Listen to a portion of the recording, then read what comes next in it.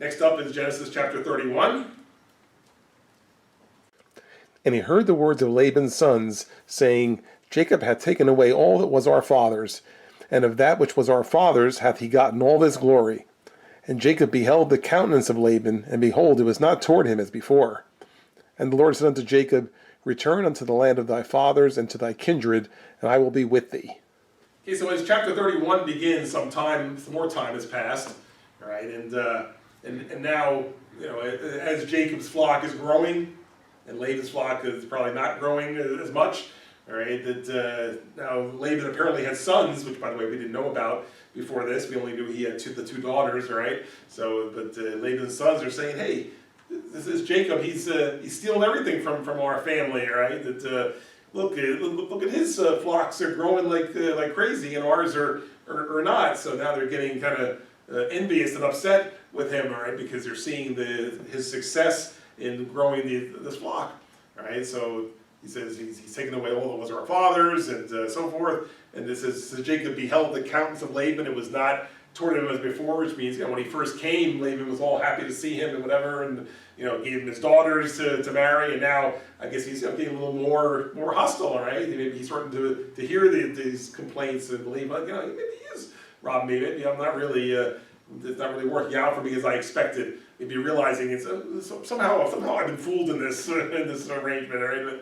With the cattle and the stripes and the spots and so forth, but not necessarily knowing how it came about, right? But he's saying he's seeing that he's starting to get more resentful, right? And then in the third verse, right at this time, okay, as God is seeing this, it says the Lord said unto Jacob, basically now's the time to go back. Now's the time to leave, return to the land of your fathers and your kindred, and I'll be with you, right? So in seeing the situation and knowing that was where he's supposed to wind up anyway, so now it's saying now is the time to go back to the land that I promised to you and your family. And Jacob sent and called Rachel and Leah to the field unto his flock, and said unto them, I see your father's countenance, that it is not toward me as before, but the God of my father hath been with me. And ye know that with all my power I have served your father. And your father hath deceived me, and changed my wages 10 times, but God suffered him not to hurt me. If he said thus, the speckled shall be thy wages, then all the cattle bear speckled. And if he said thus, the ringstraked shall be thy hire, then bear all the cattle ringstraked. Thus God hath taken away the cattle of your father, and given them to me. Okay, so Jacob, having heard the word of the Lord that it's time to go, so now he's just trying to figure how are we going to do this, all right? That, of course, my wives are the daughters of Laban, so you can't necessarily totally trash the guy to them, right? So he decides he's going to talk to them and says, listen, your father's attitude toward me appears to be changing. There seems to be a lot of resentment because our flock is growing, right? So he's talking it over with them, right? And he says, you know that I've done the best I can to serve your father for all these years, and I put up with a lot of stuff. It says he changed my wages 10 times, all right? So it did all different times he changed what the arrangement was supposed to be, and basically saying, hey, is it my fault that we agreed that the speckled ones would come to me, and then the speckled ones being born, and the striped ones would come to me, the striped ones are being born, and really, as it says here, it says that, in 9, thus God has taken away the cattle of your father and given them to me, all right? That even though he was trying to coax it along in the previous chapter by putting stripes in front of their eyes, but really it would be God that would determine what they would look like. So he's saying really that his beef really isn't with me. I mean, God is blessing me, and so if God has chosen to reduce his flock and increase mine, well, that's what God wanted to do. It was the arrangement we agreed on, and that I would get these ones, and so that's the way it's working out. That God's blessing me, but yet now your father's getting angry with me over that. And it came to pass at the time that the cattle conceived, that I lifted up mine eyes and saw in a dream, and behold, the rams which leaped upon the cattle were ringstraked, speckled, and grizzled. And the angel of God spake unto me in a dream, saying, Jacob. And I said, Here am I. And he said, Lift up now thine eyes, and see all the rams which leap upon the cattle are ringstraked, speckled, and grizzled. For I have seen all that Laban doeth unto thee. I am the God of Bethel, where thou anointest the pillar, and where thou vowest a vow unto me. Now arise, get thee out from this land, and return unto the land of thy kindred. So now, again, Jacob is still speaking to Rachel and Leah, and then he's sharing with them a dream that he had. All right? And so he says, look, I saw in a dream where it says the rams and the cattle which were marked up this way, ring, straight, speckled, whatever. In other words, the ones supposed to come to me, that they were the stronger ones. They were overtaking the other solid colored ones. In other words, God is showing me, so the angel speaking to me in the dream, saying, I did this, all right, that I caused that your cattle with your flock would grow to overtake that of Laban, right? So because God saw how Laban was treating me, and so he's going to bless me above him, all right? And so he's just explaining that this is how it came about, that God has blessed my flock in this way, all right? And then further is it, now leading up to in 13 it says, I am the God of Bethel, where thou anointest the pillar. And remember that when he slept on his pillow was a stone, and then he woke up and built like a pillar, and said this would be this is where God lives, right? That he says that I'm the God that he spoke to that night, or that I spoke to him, right? And so and now he's telling me it's time to rise out of this land and go back to that land where I came from and where I'm really supposed to end up, because that's the land that God has promised to me. So again, he's making the case that he's explaining to them why it's time to leave, and why it makes sense for them to go. Because he's intending obviously to bring them all with him. Right? He's not going to leave anybody behind. He's going to bring them all with him. And Rachel and Leah answered and said unto him, Is there yet any portion or inheritance for us in our father's house? Are we not counted of him strangers? For he hath sold us, and hath quite devoured also our money. For all the riches which God hath taken from our father, that is ours, and our children's. Now then, whatsoever God hath said unto thee, do. Rachel and Leah, his two wives, the two daughters of Laban, they're okay with this. They're saying, hey, if we stay around, is there any even inheritance left for us? I mean, our father has spent all the money, even whatever he would have gotten, for us being married or whatever. He spent it all, right? So there's nothing left that's going to be left for us. So there's no reasoning for us to stay. Yeah, 14, is there yet any portion or inheritance for us in our father's house? Are we not counted him as strangers? He sold us, has devoured all the money, all right? And so as far as they're concerned, this increase of the cattle was God straightening things out. In other words, he's taking from Laban and giving over to Jacob, which, they're included in that. They're part of the family. So saying that, really, our father pretty much has robbed us. So now God is straightening out a little bit. He's giving us back some of the wealth that we should have had in the first place. So it sounds like they're agreeable, all right? They're agreeing that with Jacob and then by extension, they have been mistreated by the father, and so that they're in agreement to moving on now. Then Jacob rose up and set his sons and his wives upon camels, and he carried away all his cattle and all his goods which he had gotten, the cattle of his getting which he had gotten in Paddan Aram, for to go to Isaac his father in the land of Canaan. And Laban went to shear his sheep, and Rachel had stolen the images that were her father's. And Jacob stole away unawares to Laban the Syrian, in that he told him not that he fled.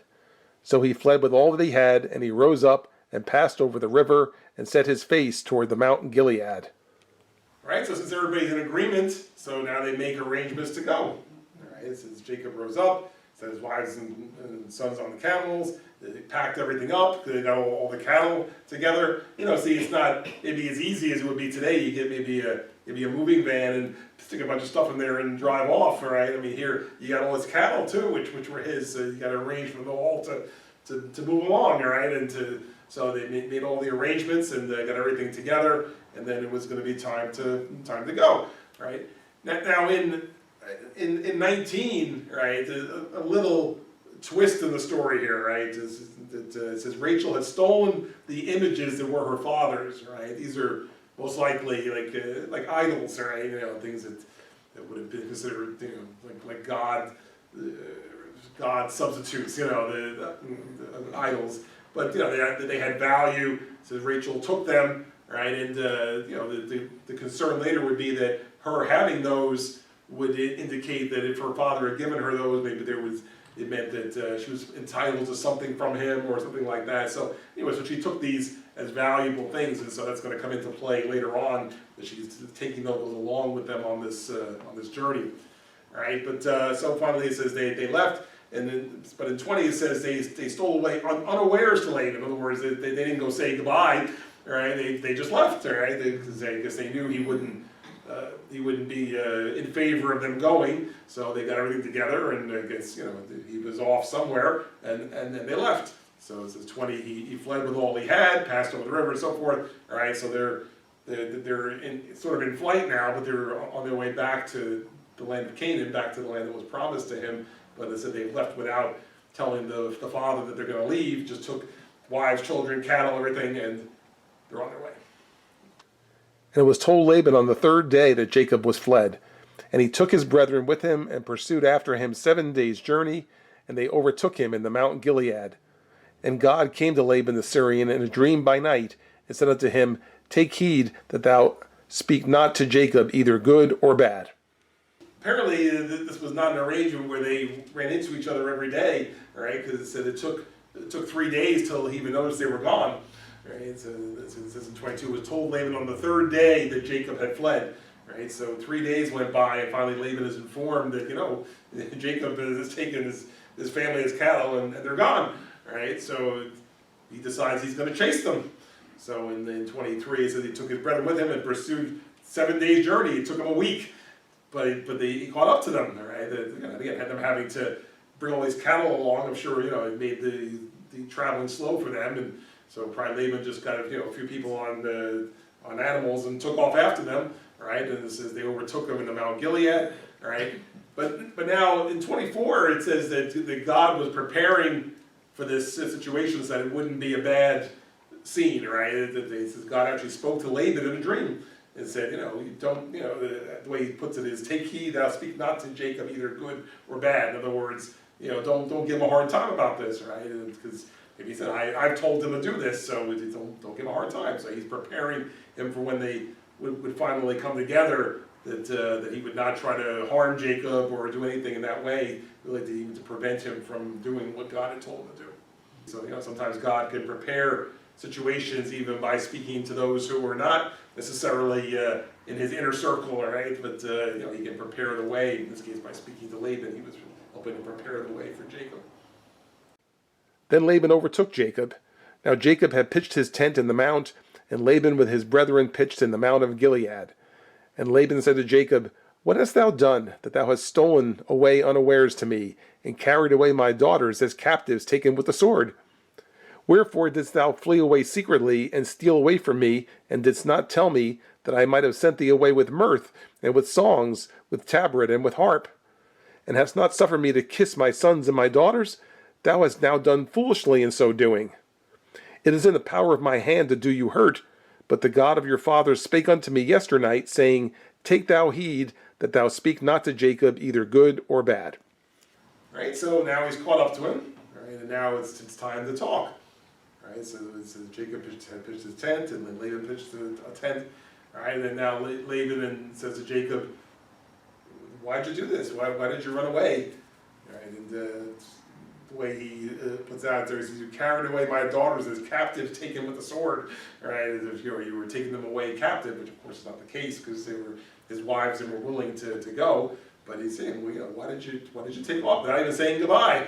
And in the 27, he says, you know, why did you flee away secretly and didn't tell me that I might have sent thee away with mirth? I would have thrown you a party. You know, we could have had a farewell party if you would have told me, you know, we could have mirth and song and kind of celebrated and sent you off, you know, with a nice send-off, a nice party. Right, and it says, but here you steal away secretly. 28, you didn't even let me kiss my sons and daughters goodbye. All right, and or it would have been his, you know, talking sons, he means his grandsons. You know, he went here. These are my relatives. You didn't let me say goodbye to them, kissing goodbye. You know that. You know, why did you do this? And so really, he said, if I wanted to, I could hurt you at this point. He says, I could do you hurt. But I'm not going to do that because he says the God of your father spoke to me last night and told me not to. All right, so again, interesting that you can recognize who it was that was speaking to him. He's not even just saying God or my God. He's saying basically your God or the God of your father spoke to me last night and said not to, you know, basically not to hurt you, or as it's put there, don't speak to him either good or bad. All right, again, I would interpret that means, again, don't hurt him here, right? Don't do anything rash or anything, because now God has spoken and said not to do that. And now, though thou wouldst needs be gone, because thou sore longest after thy father's house, yet wherefore hast thou stolen my gods? And Jacob answered and said to Laban, Because I was afraid, for I said, Peradventure thou wouldst take by force thy daughters from me. With whomsoever thou findest thy gods, let him not live. Before our brethren, discern thou what is thine with me, and take it to thee. For Jacob knew not that Rachel had stolen them.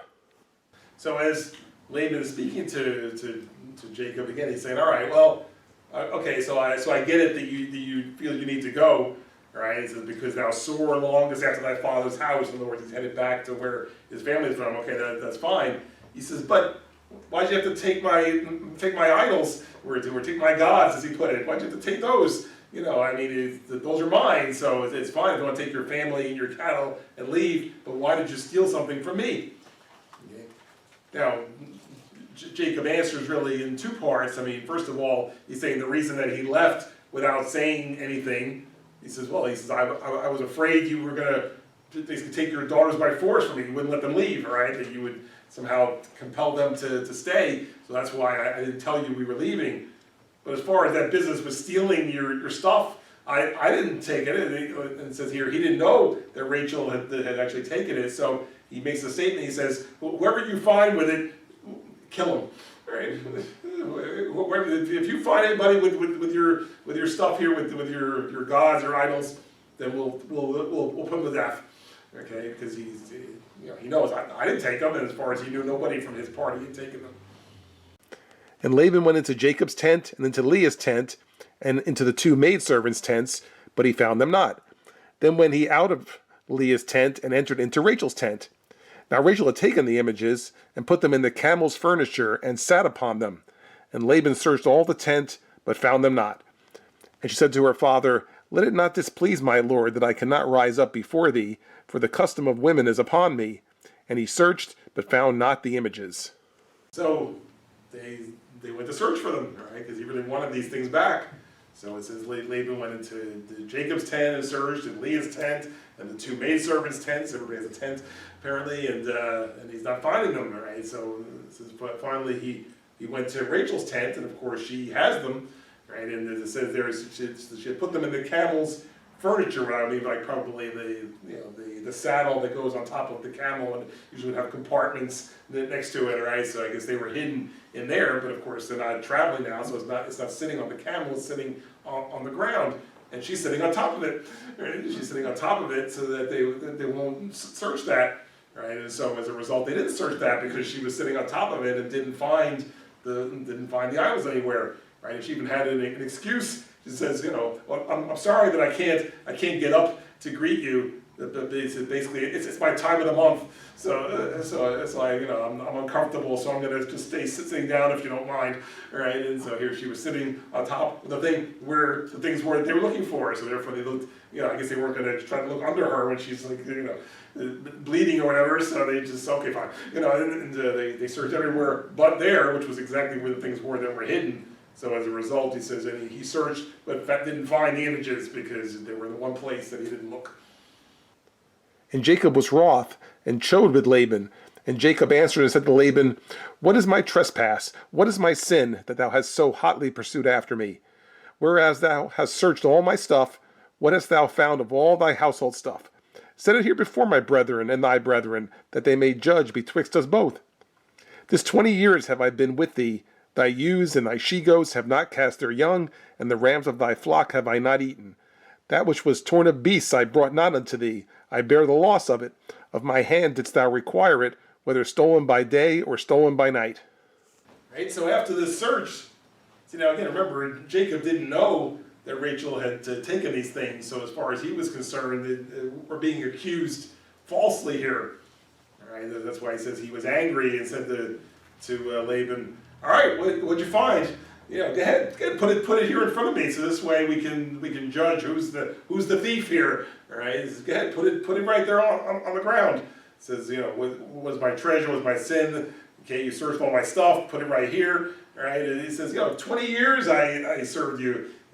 70 for one daughter, 7 for another, and 6 for the cattle. All right, so 20 years I served you, and was honest with you and upfront and so forth, and this is how you treat me. He says, even like in 39, it says, that which was torn of beasts I brought not unto thee. I guess, I think the arrangement would have been that, say, if one of the sheep or the cattle was kind of eaten by some other animal, that I guess Jacob would have been entitled to go back and Laban and say, okay, you got to give me a replacement for that. But he said, but I didn't even do that, all right? I didn't look out for any replacements from you for damaged goods or damaged cattle. So I helped you 20 years. I worked for you. So now you chasing me down like a criminal here. That you had to come and search all the tents and there wasn't even anything there that you were looking for. So he's a little hot here, but being falsely accused of having taken something from him. Thus I was in the day the drought consumed me, and the frost by night, and my sleep departed from mine eyes. Thus have I been 20 years in thy house. I served thee 14 years for thy 2 daughters, and 6 years for thy cattle, and thou hast changed my wages 10 times. Except the God of my father, the God of Abraham, and the fear of Isaac had been with me, surely thou hadst sent me away now empty.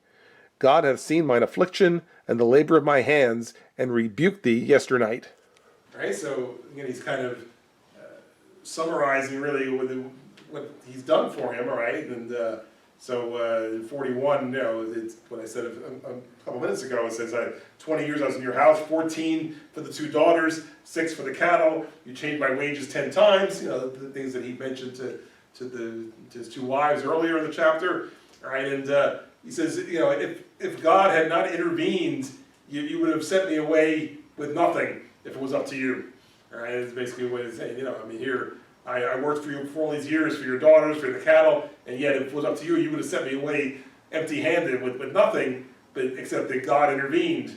Right, and that's why he says, God has seen my affliction and the labor of my hands and rebuked you last night. In other words, that God spoke to you last night because he saw how hard I've worked for you and that I'm entitled to this family, to these flocks. And so that's why God has intervened. So if it wasn't for God, though, if it was only up to you, you'd be sending me away empty-handed. But God has stepped in and has made sure that I'm provided for as I'm departing. And Jacob answered and said unto Jacob, These daughters are my daughters, and these children are my children, and these cattle are my cattle, and all that thou seest is mine. And what can I do this day unto these my daughters, or unto their children which they have borne? Now therefore come now, let us make a covenant, I and thou, and let it be for a witness between me and thee. And Jacob took a stone and set it up for a pillar. Laban, hearing this, now he's saying, well, he's ready to make a truce here, right? Let's come to an agreement. Because really these people we're talking about are all my family, right? Your wives are my daughters, your children are my grandchildren, right? Even these cattle used to be mine. All right, so let's make a covenant, let's make an agreement, so this way we don't have to be at war with each other or fighting with each other. For the sake of the family, let's go ahead and come to some truce or some agreement. Okay, so it says Jacob took a stone and set it up for a pillar, and this will be kind of a sign of the agreement that they're going to make now. And Jacob said unto his brethren, Gather stones, and they took stones and made a heap, and they did eat there upon the heap. And Laban called it Jegar-sahadutha, but Jacob called it Gilead. And Laban said, This heap is a witness between me and thee this day. Therefore was the name of it called Gilead. And Mizpah, for he said, The Lord watch between me and thee when we are absent one from another.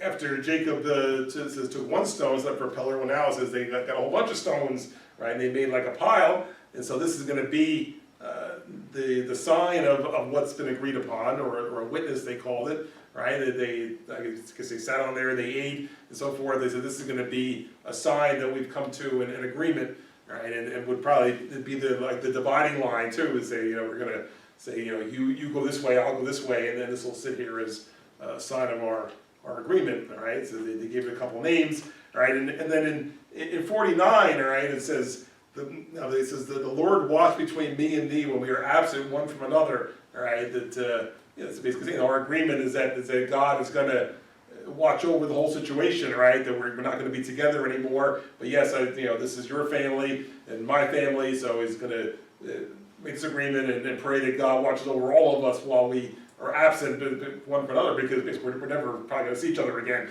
right? We're going to go our separate ways, and this be our agreement, and live in peace and not have to be together, but God will watch over us.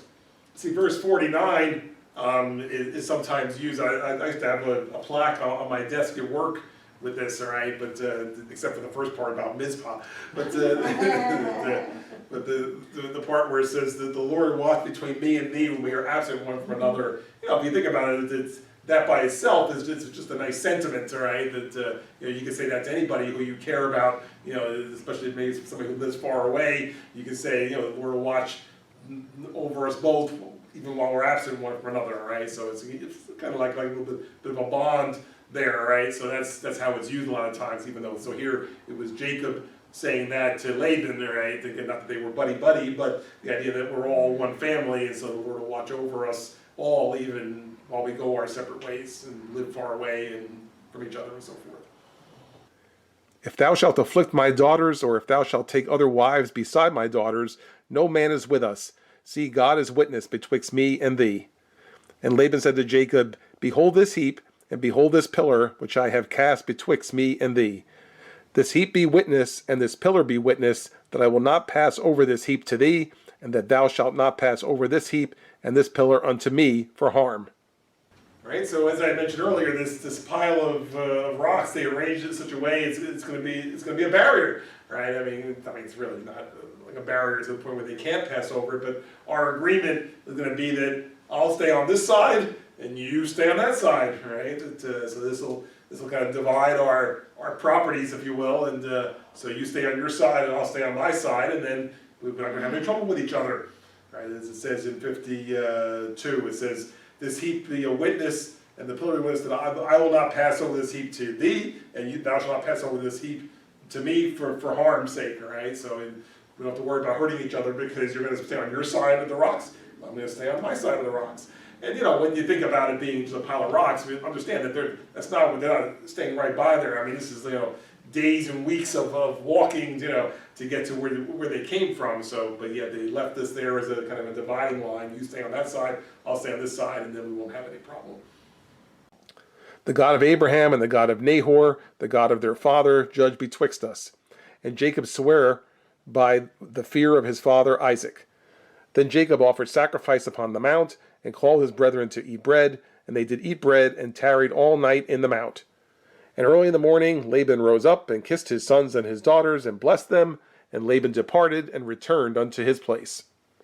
All right, so as they're wrapping up this discussion of the heap and the truce and the whatever, and the Lord watch over us all. All right, so now just mentioning the God of Abraham and so forth, and this is the God that Jacob certainly is going to refer to, right? And then so they, of course, they were still offering sacrifices, a sacrifice of either of thanksgiving or to God, right? And they ate, they slept there. Okay, the next morning it's time to go. So 55, it says, early in the morning Laban rose up, kissed his sons and his daughters and blessed them, and he turned around and went back to his own place, basically not to see Jacob anymore, right? He went back to his own place, and it was noted, like for this verse, notice who Laban kissed goodbye, right? His daughters and his grandsons, right? Didn't say anything about him saying goodbye to Jacob, even, right? He just, these were his